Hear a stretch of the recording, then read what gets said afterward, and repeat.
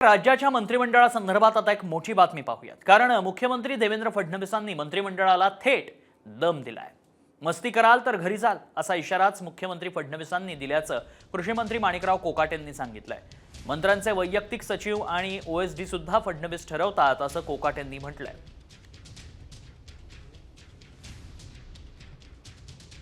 निवडून आल्यावर पहिल्याच दिवशी मुख्यमंत्र्यांनी दम दिला। आता तुमच्या कोणाच्या जाण्यामुळे सरकारवर काही परिणाम होणार नाही माझ्यासह। त्यामुळे जास्त मस्ती करा तर घरी जा। डिपार्टमेंटचं काम शिस्तीत लागलं पाहिजे। 100 दिवसाचा कार्यक्रम दिला। आमचे पीएस आणि ओएसडी सुद्धा मुख्यमंत्री ठरवतात हे पण सांगतो तुम्हाला। आमच्या पण हातात काय राहिलं नाही। त्यामुळे आम्हाला तर नीट काम करावंच लागेल।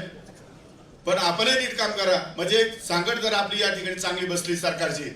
मी कॅबिनेटमध्ये स्पष्टपणे सांगितलं होतं, तुम्हाला पाहिजे ती नावं पाठवा, पण त्या नावांमध्ये ज्यांची नावं फिक्सर म्हणून, ज्यांची नावं चुकीच्या कामामध्ये इन्व्हॉल्ड आहेत त्यांना मी मान्यता देणार नाही।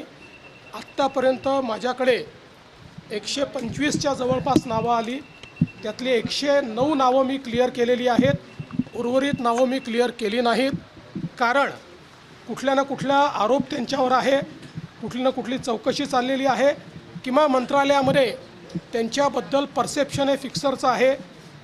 कोणी नाराज झालं तरीही मी अशाला मान्यता देणार नाही।